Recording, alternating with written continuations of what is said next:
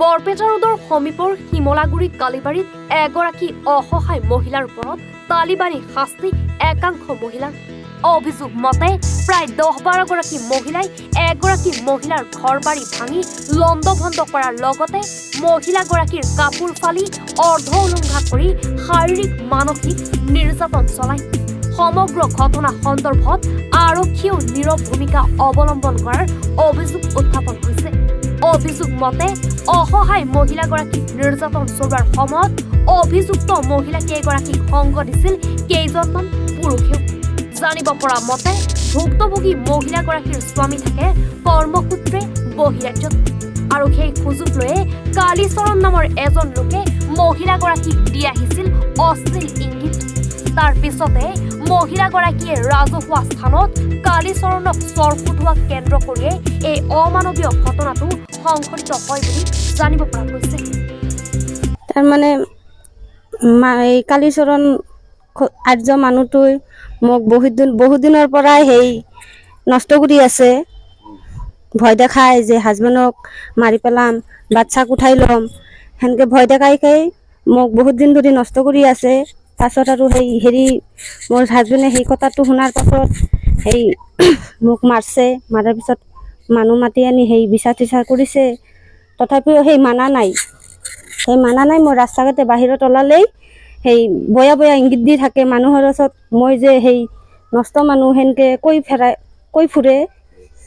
সেই পাছত সিদিনা সেই বৃহস্পতিবাৰ দিনা মই ৰাস্তাইদি যাই আছিলোঁ, মোক বয়াকে ইংগিত দিছে। আকৌ বয়াকে ইংগিত দিছে, কালীচৰণে দিছে।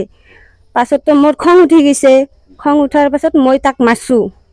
মাৰাৰ পাছত সেই তাহাৰ ঘৰৰ মানুহকেইটাও মোক মাৰছে। মাৰাৰ পিছত সেই ঘৰত মই আহি গৈছোঁ, মাছ খাই আহি গৈছোঁ ঘৰত অহাৰ পিছতো হেৰি কালীচৰণৰ সেই ঘৰৰ মানুহ পাড়াৰ মানুহগিলা নাহি মোক সেই ঘৰত আহি কেনে সেই কাপোৰ কানি ছিঙি ঘৰ দৰ্জা ভাঙি সেই গেট চেট ভাঙি কেনে ওলাই মোক মাৰি ভিডিঅ' চিডিঅ' কৰি লৈ গৈছে আৰু কৈছে, তই যদি সেই কেছ চেছ দিয়া তেনেহ'লে তোৰ ভিডিঅ'খিনি ভাইৰেল কৰি দিম, তই যে নষ্ট মেয়ানুক সেইগিলা কৈ দিম। সেই কালীচৰণে ভয় দেখাইছে। কালীচৰণে সেই ভাগ্নীয়ে কালীচৰণৰ বৌ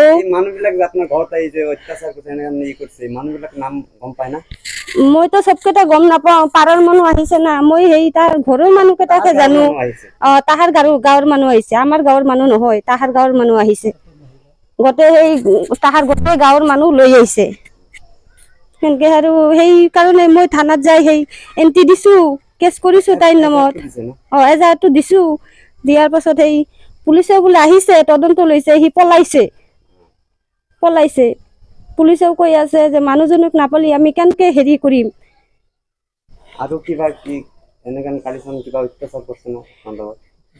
অত্যাচাৰ কৰিছে, বহুত দিন অত্যাচাৰ কৰিছে। সেইকাৰণেতো মই তাতো হ'ল বহুত দিন হ'ল।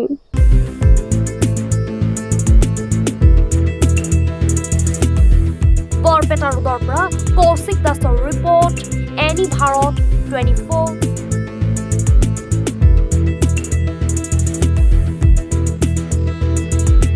অভিনয় কৰাৰ হেঁপাহ আপুনিও পঢ়ি ৰাখিছে নেকি? আপোনাৰ অভিনয় কৰাৰ অভিজ্ঞতা নাই? কোনো কথা নাই। আপোনাৰ বাবে আহিছে সোণালী সুযোগ। 29 ছেপ্টেম্বৰত দিনৰ 9 বজাৰ পৰা নিশা 8 বজালৈ বলিউড তথা হলিউডৰ চিনেমাৰ বাবে অডিশ্যন হ'বলৈ গৈ আছে গুৱাহাটীৰ কাহিলীপাৰাস্থিত জ্যোতি চিত্ৰবনত। 5 বছৰ বয়সৰ পৰা 70 বছৰ ব্যক্তিয়ে কৰিব পাৰিব অংশগ্ৰহণ। পঞ্জীয়ন হ'ব বিনামূলীয়া। নিৰ্দিষ্ট ৱেবছাইটত কৰিব পাৰিব আবেদন।